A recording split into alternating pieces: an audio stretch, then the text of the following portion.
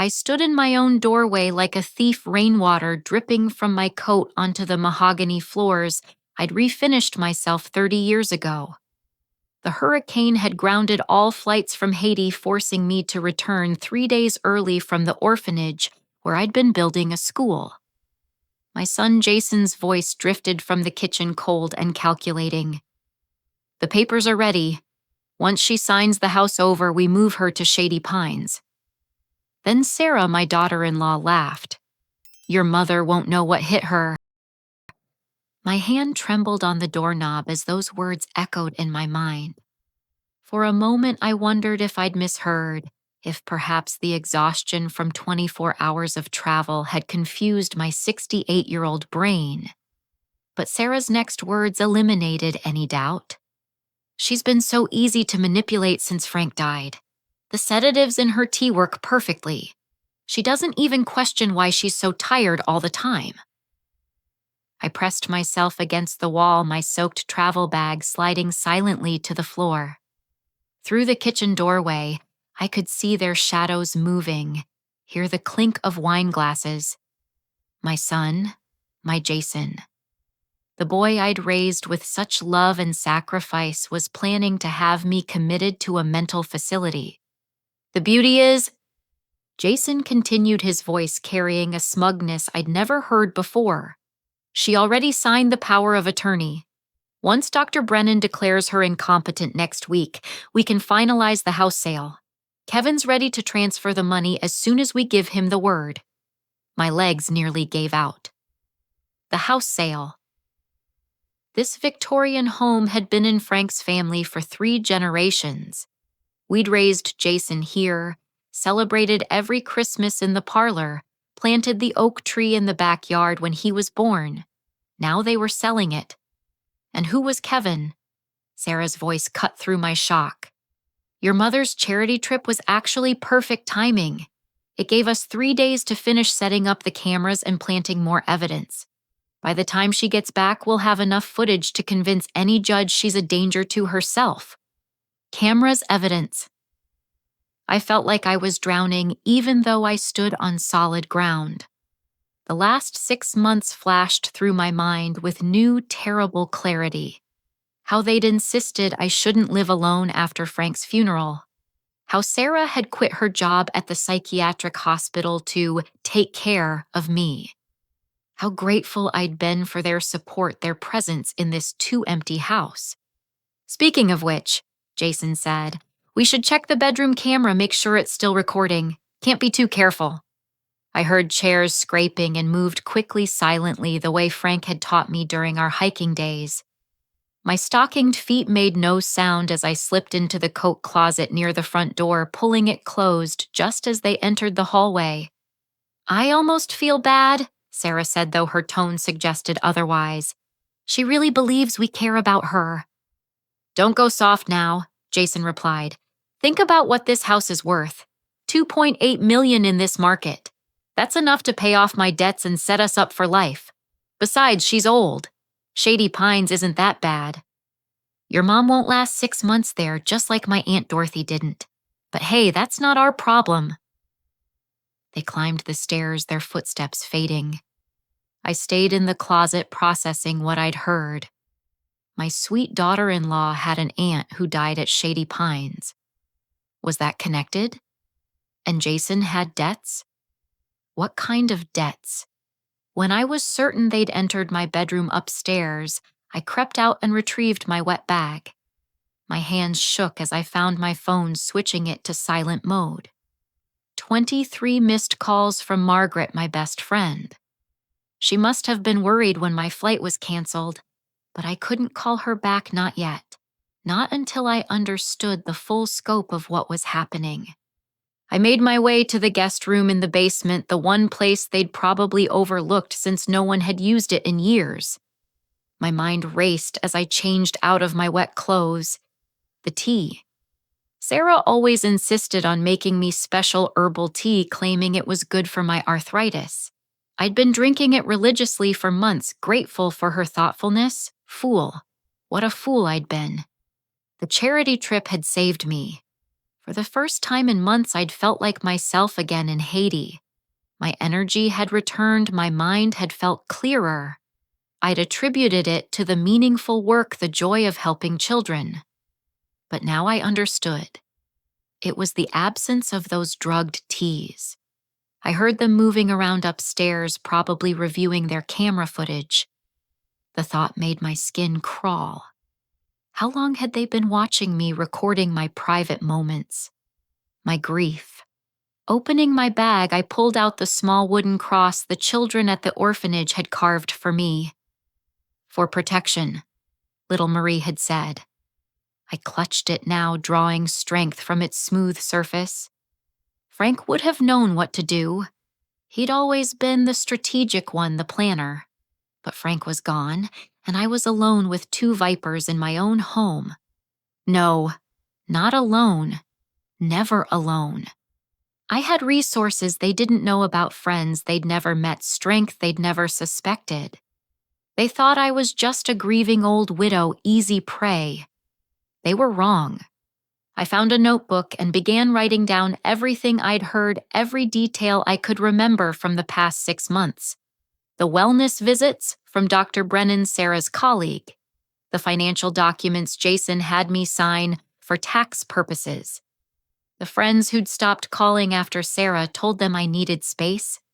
As I wrote, patterns emerged. Times I'd felt particularly confused or disoriented, always after drinking Sarah's tea. Important items that had gone missing, only to reappear in strange places. The day I'd supposedly left the gas stove on, though I distinctly remembered checking it. They'd been building a case against me methodically, patiently, but they'd made one crucial mistake. They'd assumed I was as weak and helpless as they'd tried to make me. They'd forgotten that I was Frank Morrison's wife, that I'd raised a family, run a household, survived cancer, and built a charity from nothing. They'd forgotten that before I was a grieving widow, I was a fighter. I heard them in the kitchen again, probably celebrating their plans. Let them celebrate. Let them think they'd won. Tomorrow I'd begin my own careful campaign. I'd play the role they'd written for me while gathering evidence of my own. The storm that had brought me home early wasn't just meteorological, it was a warning, a chance to save myself. And I would not waste it. Sleep eluded me that night in the basement guest room. Every creak of the old house made me wonder if they were coming to check on me, if they'd noticed my luggage in the front hall.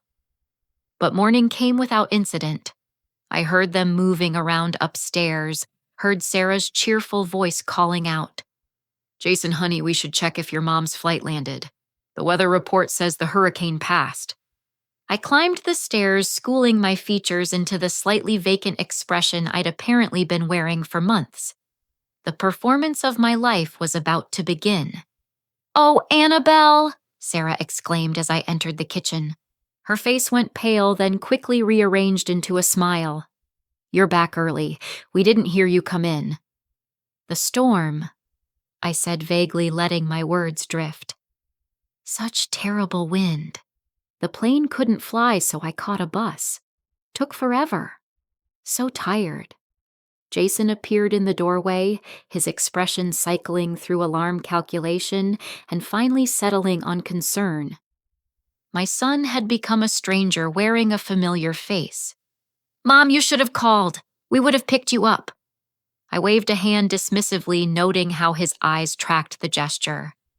Looking for tremors, perhaps signs of infirmity. "Didn't want to bother you, dear. Besides, I managed fine. Just need some of Sarah's wonderful tea."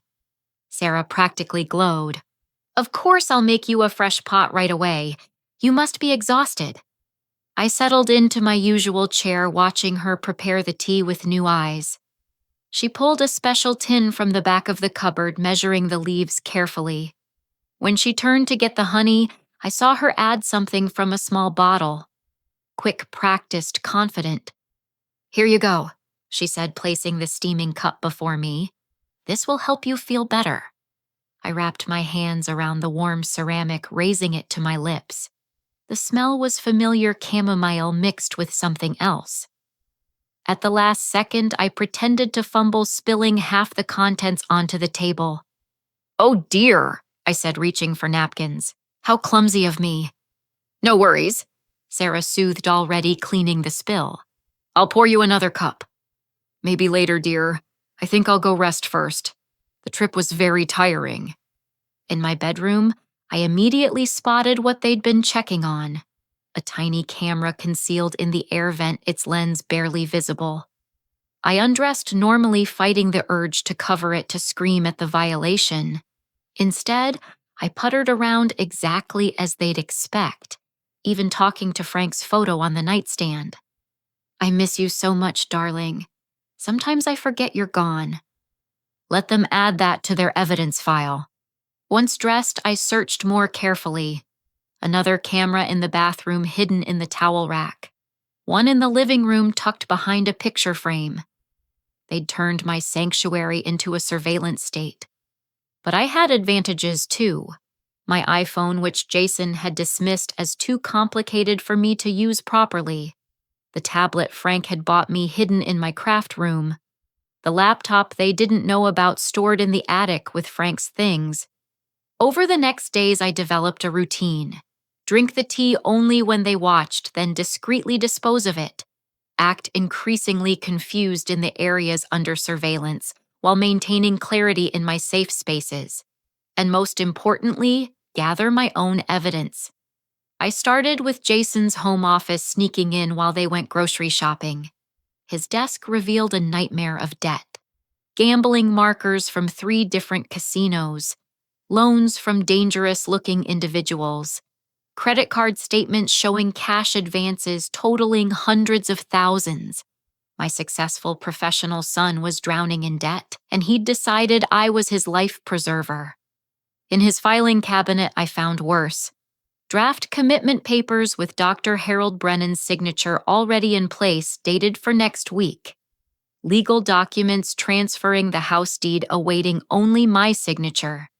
And most chilling, a brochure for Shady Pines with handwritten notes: private room available, Dorothy's old room, monthly fee negotiable based on patient condition.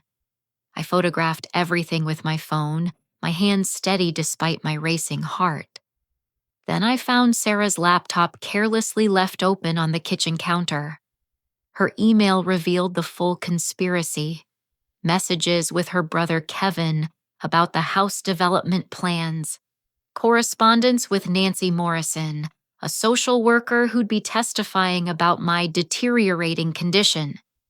And most damning, a message thread with Dr. Brennan discussing dosages and symptoms. Increase to 15 milliliters if needed. Confusion and memory lapses should be more pronounced. Document everything for the hearing. I forwarded crucial emails to myself, then to Margaret's secure account, my dear friend who'd spent 30 years with the FBI before retiring. She'd know what to do with this information. That evening at dinner, I played my part perfectly. I called Jason by Frank's name twice and asked Sarah why she'd changed her hair color, though it had been blonde since I'd known her. I saw them exchange satisfied glances. "Mom," Jason said gently, "Dr. Brennan is coming tomorrow for a checkup. Just routine." "That's nice, dear. Is he the one with the mustache?" Dr. Brennan had no mustache. Jason's smile widened. "That's right, Mom." After they went to bed, I crept to the kitchen and found Sarah's tea blend. I carefully collected samples in small plastic bags, labeling each with the date. Then I searched until I found the bottle she'd been using. No label, but the residue smelled pharmaceutical. More evidence secured. The next morning brought an unexpected ally. While Sarah was showering and Jason had left for work, though I now suspected he spent his days at the casino, the doorbell rang. Diana Chen stood on my porch, press credentials, visible eyes sharp with intelligence. "Mrs. Morrison, I'm investigating a series of elderly fraud cases. I believe you might be in danger." I glanced around quickly, then ushered her inside. "Not here. Too many eyes. Meet me at St. Catherine's Church in an hour. Back entrance." She nodded, understanding immediately. "Be careful." At the church in the safety of Father Michael's office, I told Diana everything. She took notes rapidly, her expression growing darker with each revelation. "This is bigger than we thought," she said. "We've linked similar cases across 3 states, always involving medical professionals and family members, always ending with the elderly victim dying within months of commitment." "Sarah's Aunt Dorothy," I said. "She mentioned her." Diana's fingers flew over her phone. "Dorothy Whelan died at Shady Pines 8 months ago.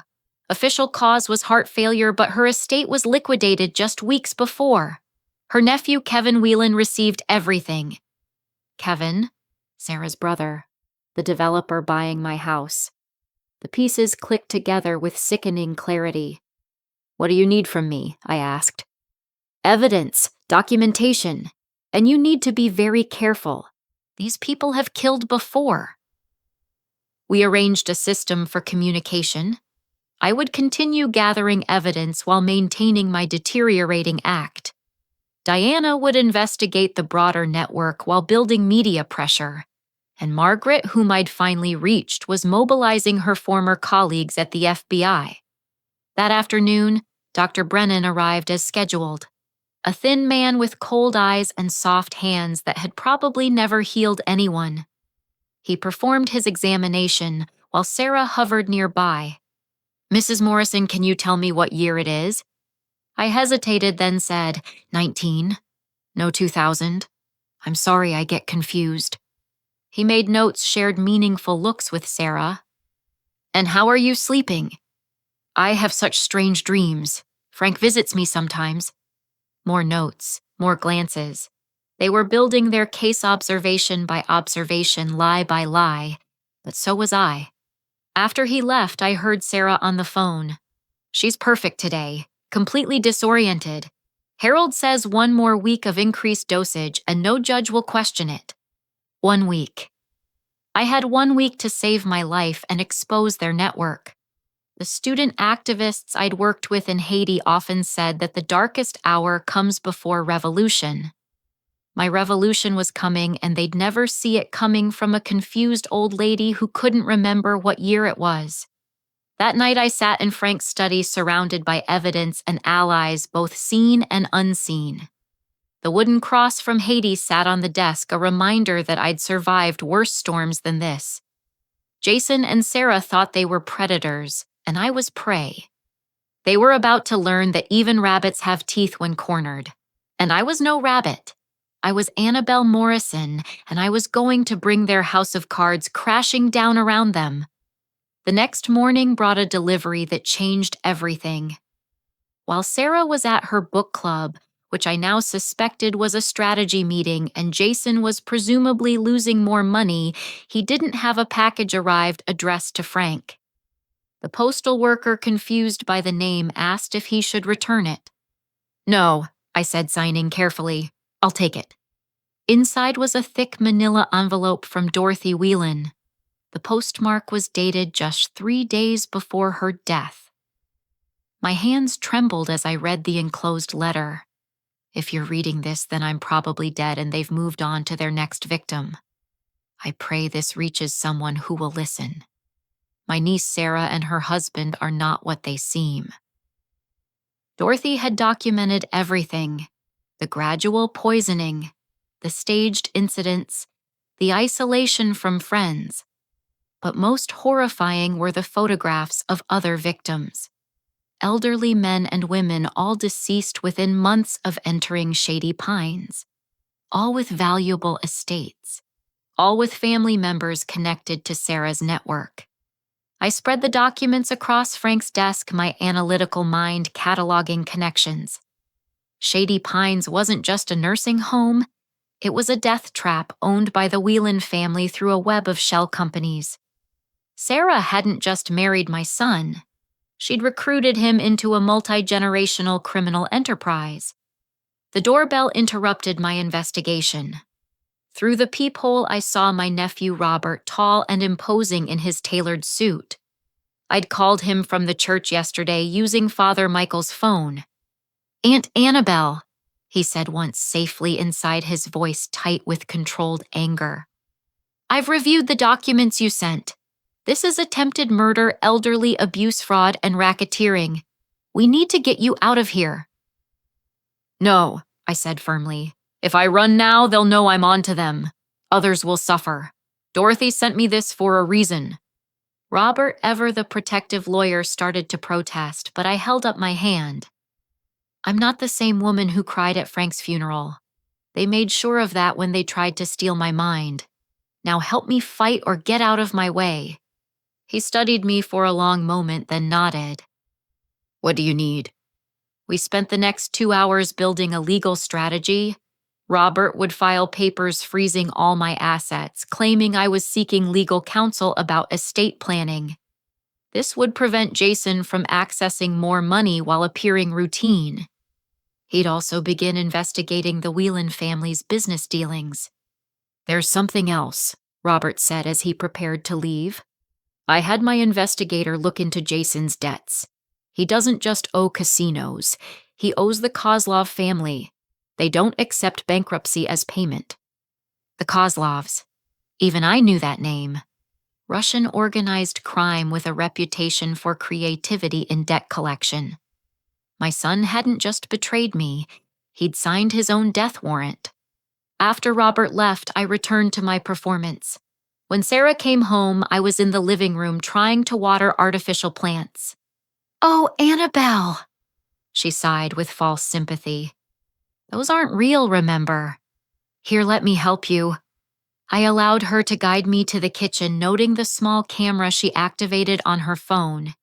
Everything was being recorded for their files. Sarah, dear, I said, letting my voice quaver. Sometimes I feel so strange, like I'm floating outside my body. Her eyes lit up. That must be frightening. Have you been taking your tea regularly? Oh, yes, every day. You're so good to me. She preened at the praise while measuring out another dose of poison for my afternoon cup. I watched her add the drops, counting them. 15, just as the email had specified. Enough to cause confusion, not enough to kill. They needed me alive to sign papers. That evening brought another revelation. Jason came home agitated, sweating despite the cool temperature. He pulled Sarah into the office, but their whispers carried. They gave me 2 weeks. 2 weeks or they start taking fingers. Calm down, Sarah hissed. The commitment hearing is in 5 days. We'll have the house money by then. You don't understand. Kozlov doesn't wait. He knows about Mom's assets. If we don't pay, then we move faster. Increase her dosage. Get Brennan here tomorrow for another evaluation. We'll file for emergency commitment. My blood ran cold. They were accelerating the timeline. But so could I. That night, I implemented phase 2 of my plan. Using Frank's old camcorder, I recorded myself in the attic speaking clearly and coherently. My name is Annabelle Morrison. Today is October 15th, 2024. I am of sound mind and body despite what my son and daughter-in-law want you to believe. For the past 6 months, they have been systematically poisoning me with sedatives, documenting false evidence of dementia, and planning to steal my estate through fraudulent commitment to Shady Pines Nursing Facility. I held up each piece of evidence to the camera, explaining its significance. Dorothy's letter, the tea samples, the emails, the financial documents. For 45 minutes, I built an irrefutable case against them. If something happens to me, I concluded, know that I did not go willingly. Know that I fought, and know that justice must be served not just for me, but for Dorothy Whelan and all the others whose lives were stolen by this network of predators. I made 3 copies of the recording. One went to Robert, one to Diana Chen, one to Margaret to deliver to the FBI. Then I climbed down from the attic, ready for whatever came next. The following morning, Dr. Brennan arrived earlier than expected. I was still in my nightgown, having genuinely overslept after my late-night recording session. Perfect for their narrative. Mrs. Morrison seems to be deteriorating rapidly, he announced after a cursory examination where I'd failed to remember my birth date. I recommend immediate intervention. How immediate? Jason asked eagerly. I can have commitment papers expedited, 24 hours. Sarah clapped her hands. Oh, that's wonderful. I mean, it's so sad, but at least Mom will get the help she needs. I wanted to vomit at her false concern. Instead, I smiled vacantly and asked if someone could help me find my slippers, though I was already wearing them. After Brennan left, Jason made phone calls. I heard him telling someone that payment would arrive within 48 hours. The desperation in his voice was palpable. My son, who I'd raised to be honest and kind, had become someone willing to sacrifice his mother to save his own skin. But even as I mourned the loss of the son, I thought I knew I felt power building within me. They'd moved the timeline up, but they'd also made themselves vulnerable. Desperate people make mistakes, and I was counting on those mistakes to save my life and countless others. That afternoon, while pretending to nap, I heard Sarah on the phone with her brother Kevin. Yes, everything's on schedule. Mom goes in tomorrow night and you can start demolition by Monday. The permits are all approved thanks to our friend in city planning. They were so confident, so assured of their success. They had no idea that Dorothy Whelan's ghost had reached out from the grave to warn me. They had no idea that their web of corruption was about to be exposed on the evening news. They had no idea that Annabelle Morrison was done being a victim.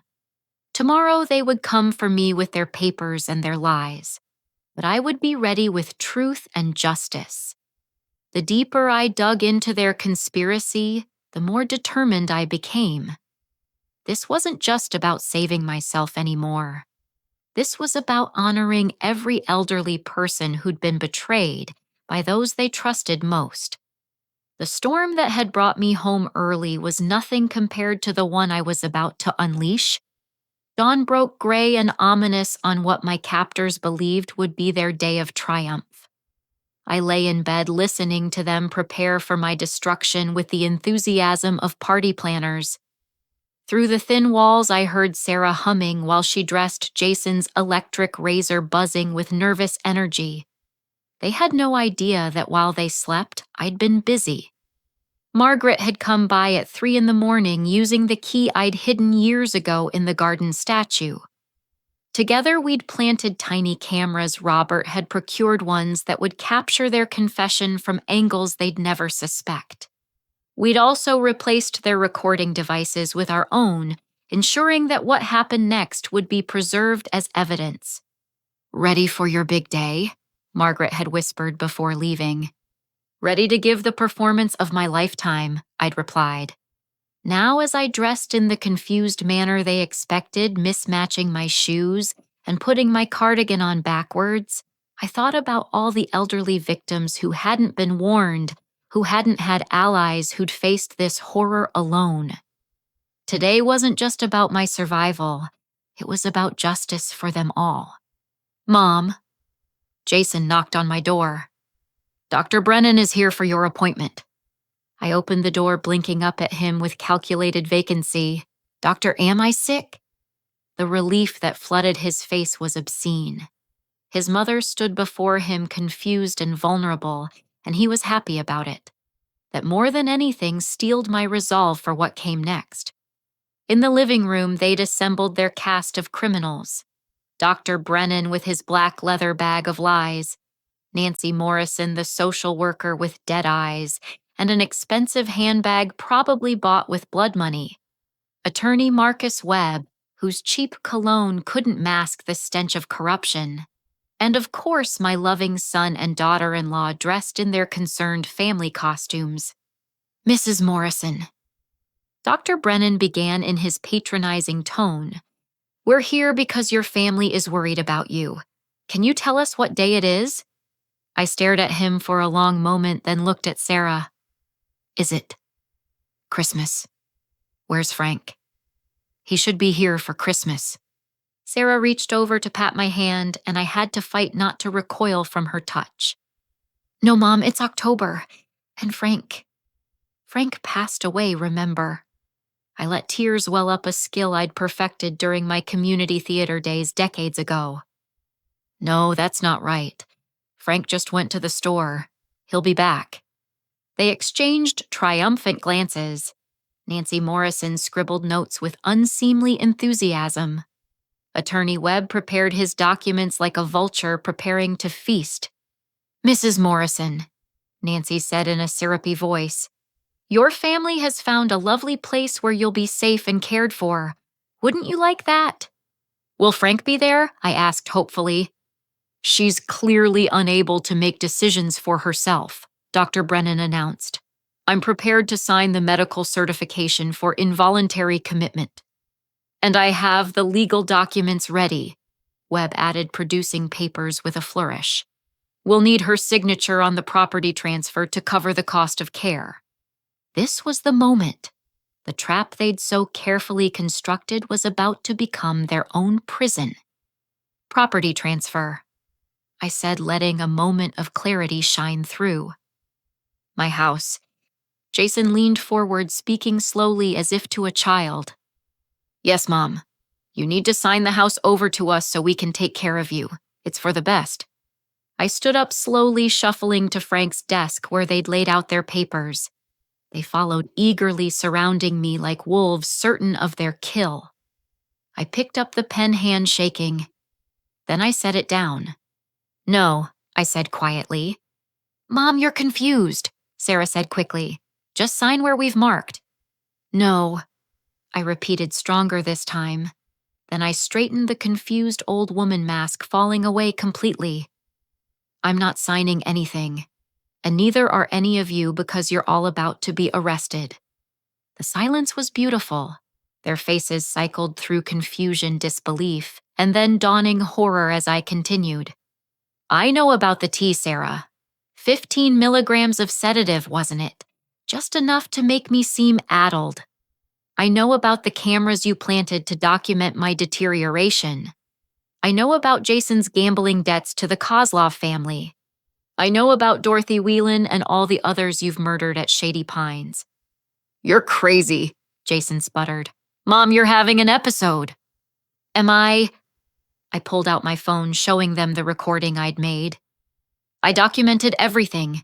The evidence is already with the FBI. Diana Chen will be breaking the story on the evening news. And right about now, the doorbell rang. Through the window, we could see multiple black SUVs surrounding the house. Federal agents in tactical gear were positioned at every exit. You called the cops on your own son. Jason's face was purple with rage. I'm your blood. Blood.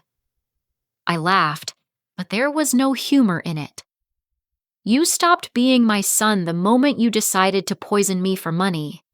The moment you looked at me and saw a bank account instead of your mother. The moment you chose 30 pieces of silver over the woman who gave you life.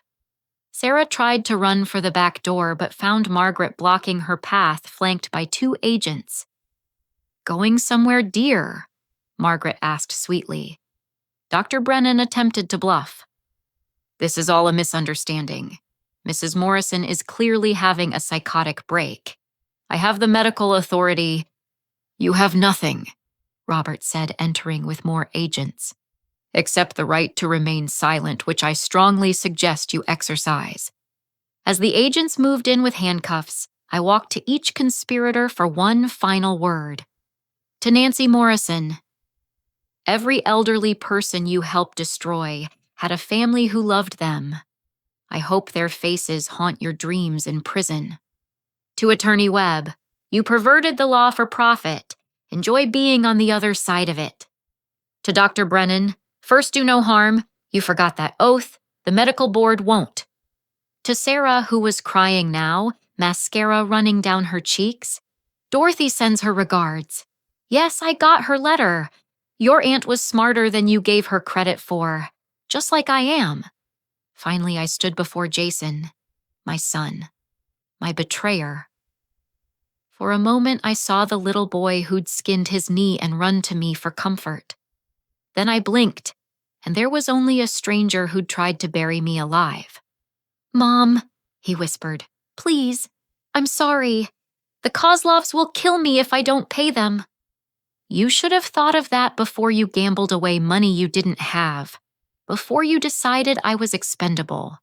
I would have helped you, Jason. If you'd come to me honestly, I would have moved heaven and earth to save you. But you chose this path. They'll kill me in prison, he begged. Your own son. My son died the day he started poisoning me. You're just the man who wears his face. The agents led them away one by one. Sarah screaming about lawyers, Brennan maintaining his innocence, Webb trying to negotiate, Nancy silent and pale, and Jason? Jason looking back at me with eyes that finally showed understanding of what he'd lost. When they were gone, I sank onto the couch suddenly exhausted. Margaret sat beside me, wrapping an arm around my shoulders. You did it, she said softly. You saved yourself and who knows how many others. It's not over, I said. There's still the trial, the media circus, and somewhere out there the Kozlovs are still owed money. One battle at a time, Robert said, joining us. For today you won, and Aunt Annabelle, Uncle Frank would be so proud. I clutched the wooden cross from Haiti, thinking of all the battles still to come.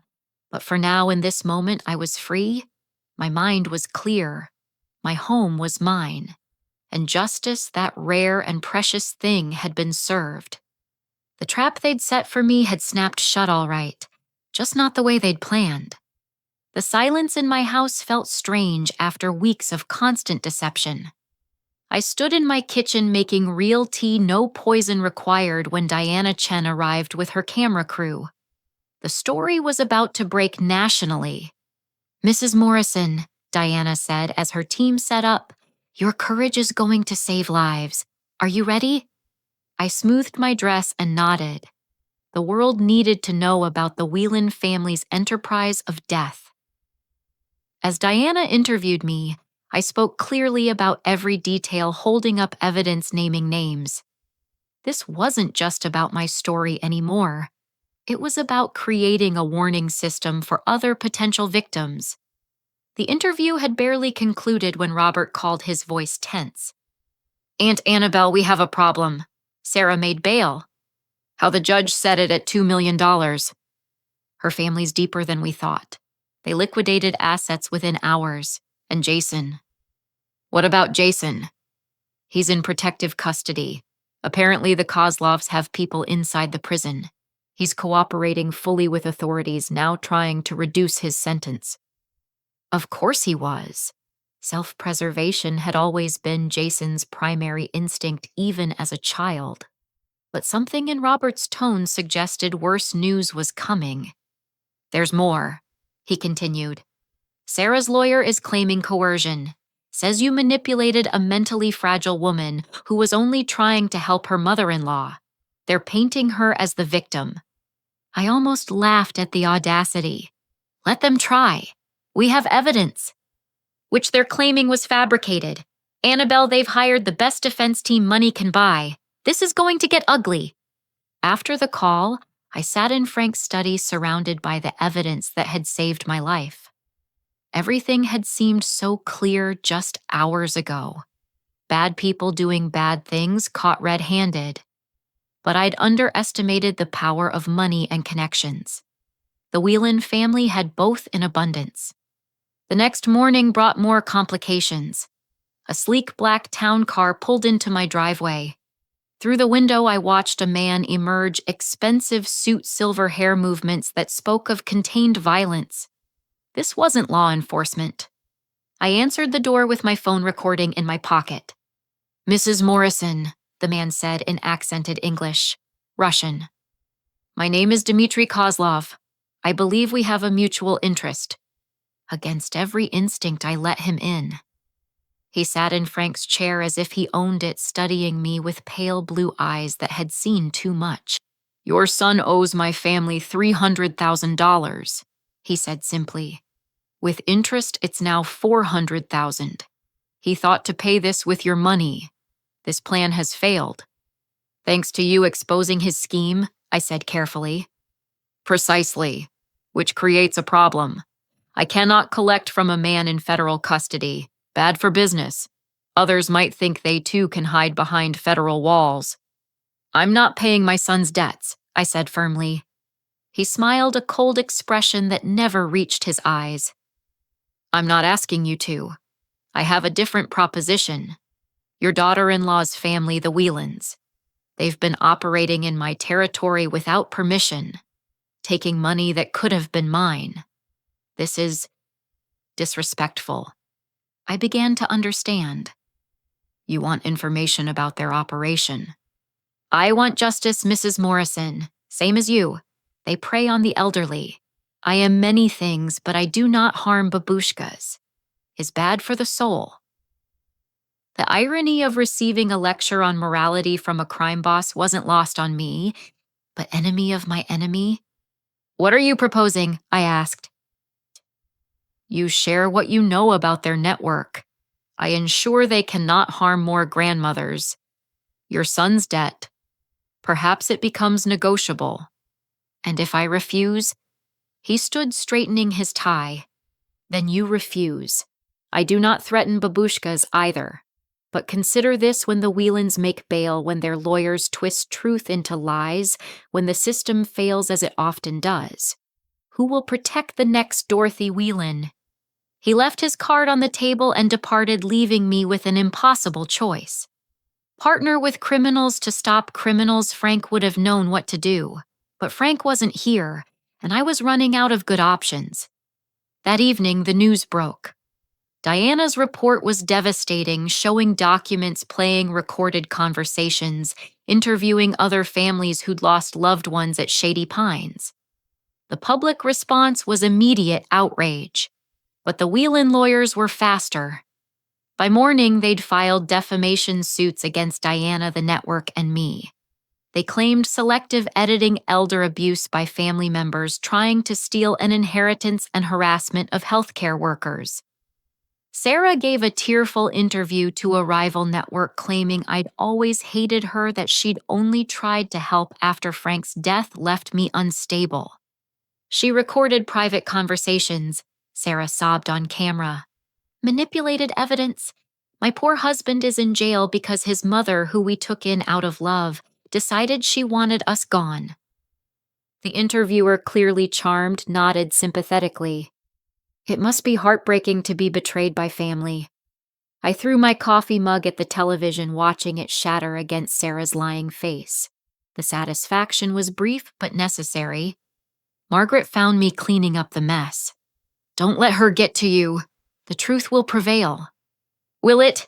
I asked, suddenly feeling every one of my 68 years. They have money lawyers' media training. What do I have? Evidence, allies, and something they'll never have, integrity. But integrity doesn't win court cases. Over the following days, the Whelan machine kicked into high gear. Former patients from Shady Pines suddenly appeared claiming excellent care. Medical professionals testified that Dr. Brennan was a respected physician. Financial records were questioned, chains of custody challenged. Robert fought back brilliantly, but even he looked tired when he visited. They're good, Aunt Annabelle. Very good. We'll win, but it's going to take time. Years, maybe. Years. Years of legal battles while the Whelans continued their operation through proxies. Years of other elderly victims dying alone and robbed. Years of justice delayed and therefore denied.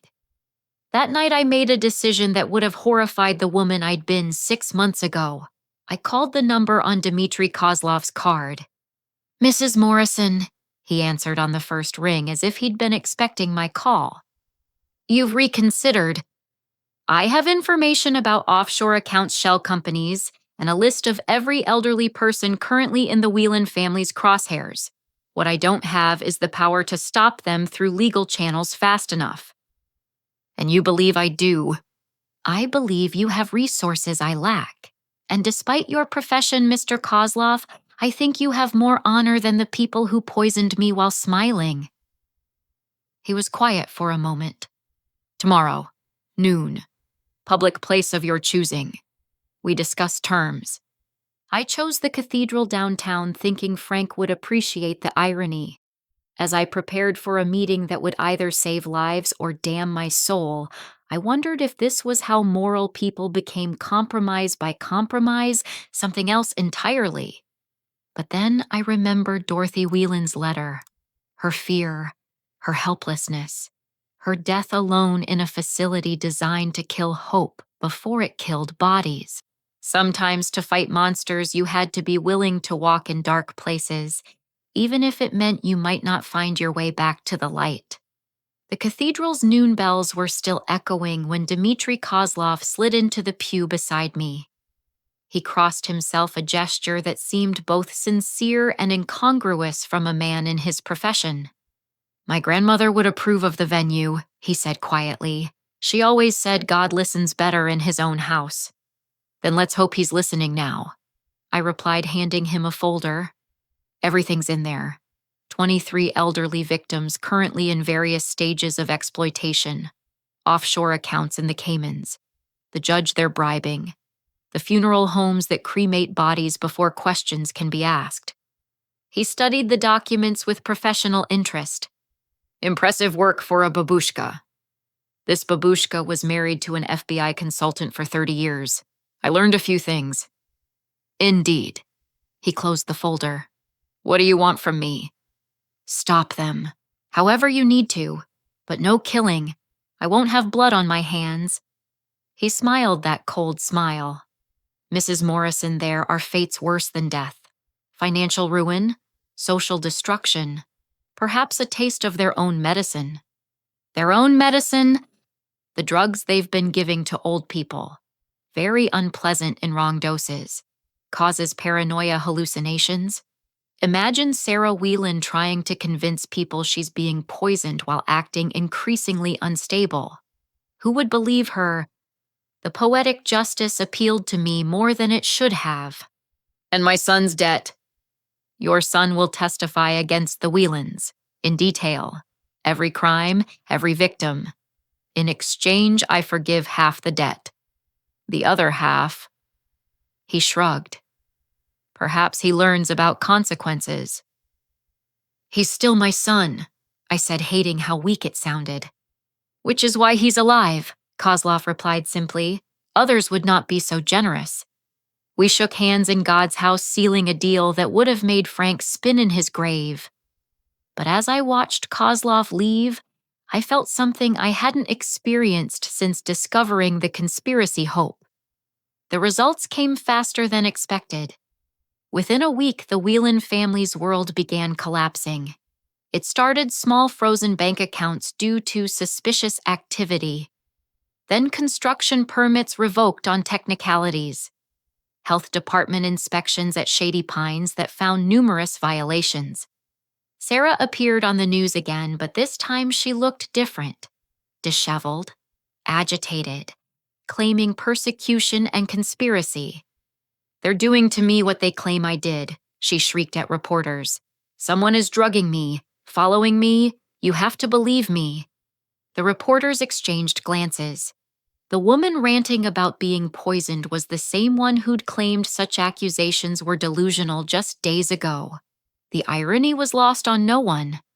But Kozlov's people were just getting started. Financial forensics experts, the kind who usually worked for three-letter agencies, suddenly took interest in Whelan family businesses. Every transaction scrutinized, every connection exposed.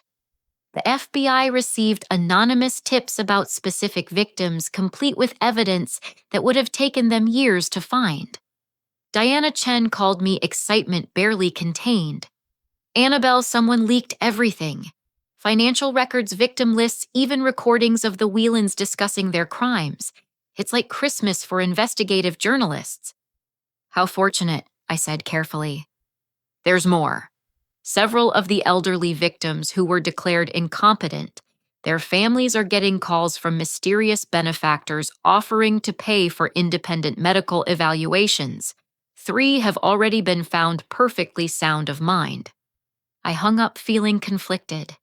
Justice was being served, but through channels that would horrify most law-abiding citizens. Was I still a good person if I'd unleashed bad people on worse people? The answer came when Margaret arrived with Eleanor Hartley, an 82-year-old woman who'd been scheduled for admission to Shady Pines next week. "Mrs. Morrison," Eleanor said, tears streaming down her face. "I don't know how you did it, but you saved my life. My nephew was going to have me committed, said I was losing my mind. But yesterday, federal agents arrested him and his wife, found evidence they'd been slowly poisoning me." She hugged me, and I hugged her back, feeling the weight of her gratitude and relief.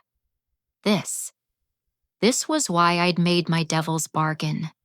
Eleanor would live to see her great-grandchildren grow up. That was worth any compromise of my principles. The final blow to the Whelan Empire came from an unexpected source, Jason. My son, facing 40 years in federal prison, decided to become the prosecution's star witness. Robert arranged for me to visit him one last time before his grand jury testimony. He looked smaller in the orange jumpsuit, older, defeated. When he saw me, something flickered in his eyes. Shame, perhaps, or just self-pity. "Mom," he said, his voice hoarse. "I'm sorry." "Are you sorry for what you did or sorry you got caught?" I asked. He flinched. "Both. I didn't think of you as my mother anymore, just as an obstacle to solving my problems. Sarah made it seem so easy, logical even." "Sarah didn't make you poison me, Jason. That was your choice." "I know." He looked down at his cuffed hands. "The FBI agents told me about the others, the people who died. I didn't know it would go that far." "What did you think would happen that I'd enjoy my stay at Shady Pines?" "I thought." He stopped, shook his head. "I didn't think. That's the truth. I was so desperate, so scared of what Kozlov would do. I just wanted the fear to stop. And now?" He looked up at me then, and for just a moment I saw my little boy again. Lost, frightened, wanting his mother to make it better. But I couldn't make this better. Some things once broken stayed that way. "Now I'm going to tell the truth," he said. "All of it. Every detail about Sarah's family, every crime, every victim. Maybe it'll help balance the scales a little." I stood to leave, then paused. "Jason, I want you to know something. Despite everything, I'm glad you're alive. I'm glad Kozlov didn't kill you.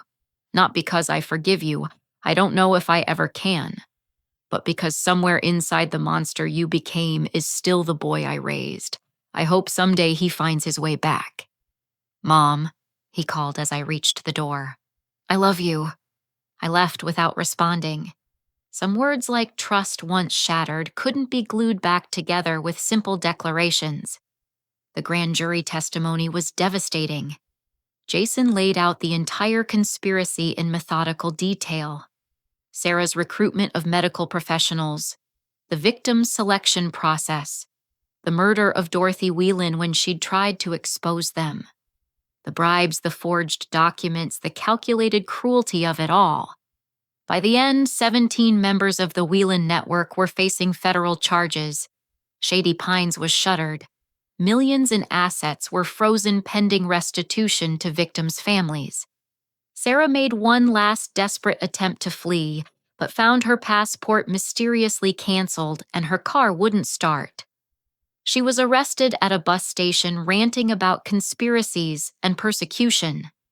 The booking photos showed a woman driven half-mad by a taste of her own poison. The trials would take months, maybe years. But the empire had fallen. The elderly victims in their clutches were freed. The killing had stopped. I sat in my garden the day the indictments were announced, planting the flowers Frank had always loved. Margaret joined me along with Diana Robert and, surprisingly, Eleanor Hartley. "We should form a support group," Eleanor suggested, "for families affected by elder fraud. Make sure this doesn't happen again." "The Morrison Foundation," Margaret said. In Frank's memory, I liked that. Taking something born from greed and betrayal and transforming it into something protective and good. Frank would have approved. As my allies discussed plans, I thought about the choices I'd made. Partnering with Kozlov, orchestrating Sarah's descent into paranoia, using darkness to fight darkness. I'd saved lives. That had to count for something. But I'd also learned an uncomfortable truth about myself. When pushed to the wall when fighting for survival and justice, I was capable of things I'd never imagined. The sweet tea-drinking grandmother was gone. In her place stood someone harder, warier, but also stronger. Someone who understood that sometimes the only way to defeat monsters was to show them that even grandmothers can bite. The empire had fallen. Justice had triumphed. But the woman who'd won this war would never be the same. The federal courthouse in Boston had never seen anything quite like the Whelan family trials. 23 defendants, hundreds of victims' families, and media coverage that turned the proceedings into a national spectacle about elder abuse. I attended every day, sitting in the front row with other survivors, a visible reminder of the lives they'd tried to destroy. Sarah's trial came first. Her expensive defense team tried every trick, claiming mental illness, coercion by her family, even suggesting I'd orchestrated everything out of jealousy. But Jason's testimony destroyed her. He spoke for 6 hours, detailing every meeting, every dose of poison, every calculated cruelty. When he described how Sarah had laughed about Dorothy Whelan's death, several jurors wept. The defendant shows a complete lack of empathy, the prosecutor concluded. She viewed the elderly as nothing more than ATMs to be emptied before disposal. She deserves the maximum sentence. The jury agreed.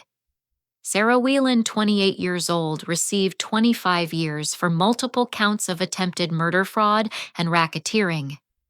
As they led her away, she turned to me, her carefully constructed mask finally gone, replaced by pure hatred. "This isn't over," she hissed. "Yes," I said calmly, "it is." The other trials fell like dominoes.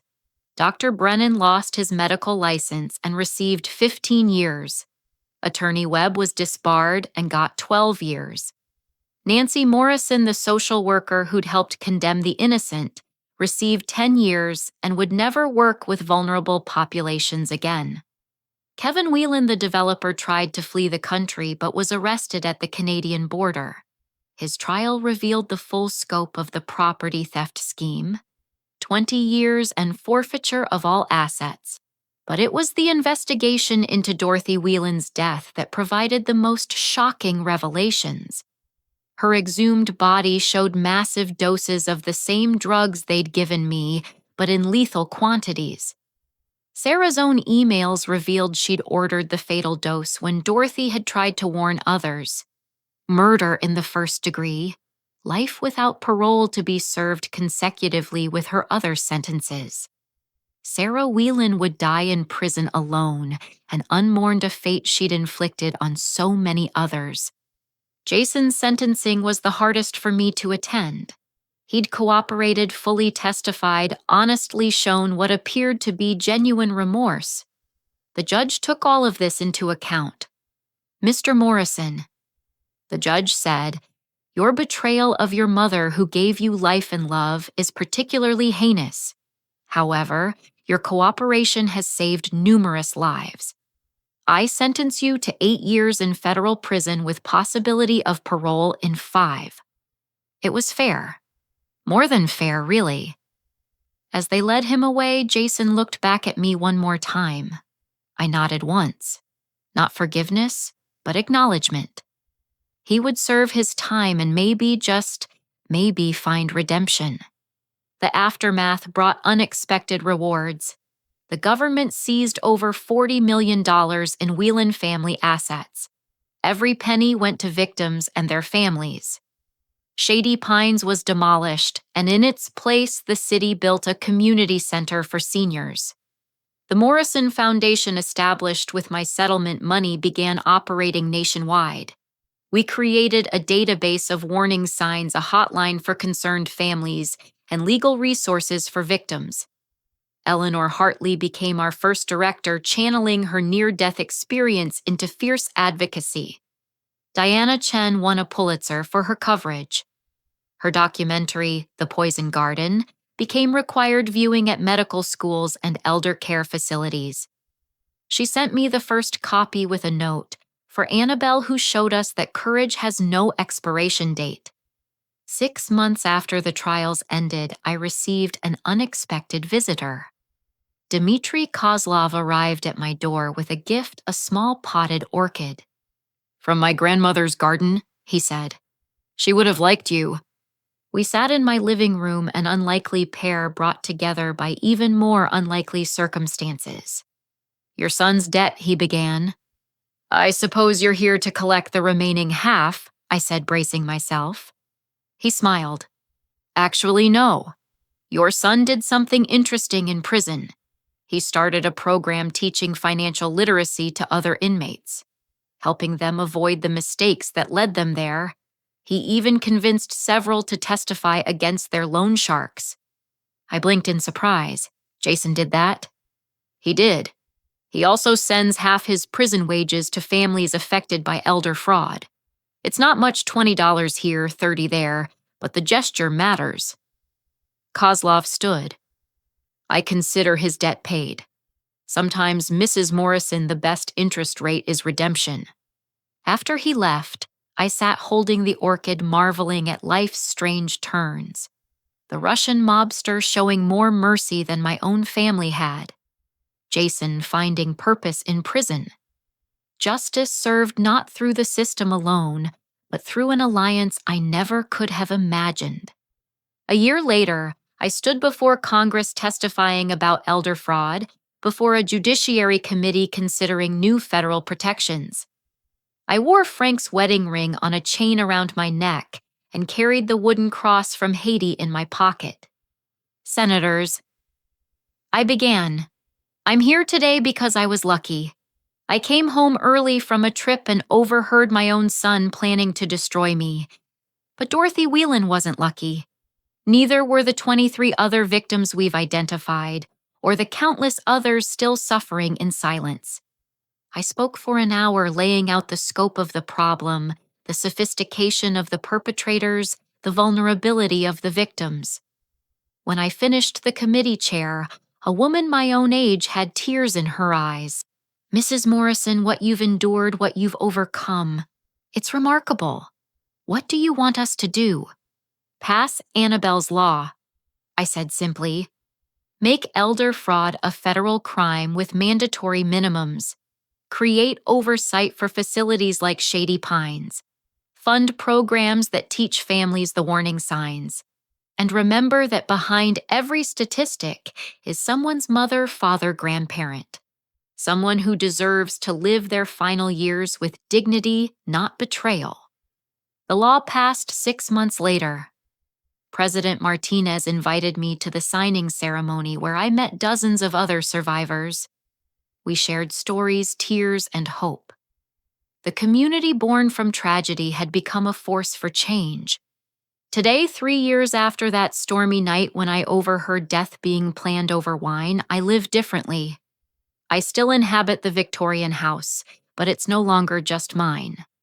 The Morrison Foundation operates from the first floor, helping families navigate the complexities of elder care and watching for predators. Margaret lives in the converted carriage house, my best friend and constant guardian. We take self-defense classes together and laugh at instructors young enough to be our grandchildren who underestimate us. I visit Jason once a month. He's earned his bachelor's degree in prison and teaches full-time now. We don't discuss the past much. Instead, we talk about his students, his plans for after release, the man he's becoming. Forgiveness may be too strong a word for what exists between us, but understanding grows stronger each visit. Sarah still sends letters from prison, alternating between threats and pleas for mercy. I forward them unopened to the FBI. She remains a danger, will always be a danger. Some people I've learned are simply born without the capacity for empathy. They must be contained, not coddled. The Kozlov family sends a Christmas card each year, always with a donation to the Morrison Foundation. For the babushkas, the note always reads, "I've never asked how they convinced so many witnesses to come forward, or how the Whelan Empire fell so quickly. Some gifts shouldn't be questioned too closely. But perhaps the greatest change is in me. I sleep lightly now, trust slowly, verify everything. The naive woman who believed in the goodness of family above all else died that night in the rain. In her place stands someone harder but not bitter, cautious, but not closed, wounded but not broken. I think Frank would understand. He always said I was stronger than I knew. It just took betrayal, poison, and a conspiracy of monsters to prove him right. Last week, a young woman called our hotline. Her grandmother was acting confused, and the family was pushing for immediate placement in a facility that seemed too eager to accept her. "Trust your instincts," I told her. "If something feels wrong, it probably is. Bring your grandmother to us. We'll help you find the truth." They came the next day. Within hours, we'd discovered the grandmother's medication had been switched by a greedy nephew. Another family saved, another tragedy prevented, another small victory in a war that never really ends. This is my life now. Part guardian, part warrior, part teacher. I've learned that the greatest threats often come from those who claim to love us most. That survival sometimes requires alliances with unlikely angels. That justice delayed can still be justice delivered if you're willing to fight for it. My name is Annabelle Morrison. I'm 71 years old. I survived a murder plot by my own son. I brought down a conspiracy that spanned 3 states. I changed federal law, and I'm not done yet. Because somewhere tonight an elderly person is drinking tea they shouldn't trust signing papers. They don't understand believing in family that sees them as nothing more than a bank account. And I'll be damned if I let them face that darkness alone. The storm that brought me home early 3 years ago saved my life. Now it's my turn to be the storm for others. And believe me, this storm has only just begun to rage. To those who prey on the elderly, who see gray hair and assume weakness, who mistake kindness for stupidity, I have a simple message. We are not your victims. We are not your piggy banks. We are not disposable. We are the generation that survived wars, built nations, raised families, and changed the world. We've forgotten more about strength than you'll ever learn about exploitation. And we're watching. If you've made it this far in my story, thank you for listening. Thank you for caring about what happens to people like me, like Dorothy Whelan, like all the forgotten victims of elder abuse. Maybe you recognize some warning signs in your own family. Maybe you're worried about a grandparent, a neighbor, a friend. Trust those instincts. Ask questions, demand answers, and never ever assume that family means safety. I want to know, have you or someone you know experienced elder fraud or abuse? What warning signs did you see? What would you have done differently if you'd known what to watch for? Please comment below with your thoughts and experiences. Your story might save someone else's grandparent. If this story moved you, please hit the like button. It helps spread awareness about elder abuse and might reach someone who needs to hear this message today. Subscribe to this channel for more true stories of survival and justice. Every subscription helps us reach more families who might be in danger. And please share this video with everyone you know. Post it on your social media, send it to family group chats. You never know who might need this information. Sharing costs nothing but could save everything. Remember, the best protection against elder abuse is education and vigilance. We can't rely on the system alone to protect our vulnerable loved ones. We must be their advocates, their voices, their shields. Thank you again for listening to my story. May you and your loved ones always be safe, valued, and protected. And may those who would prey on the vulnerable learn that we're not as helpless as they think.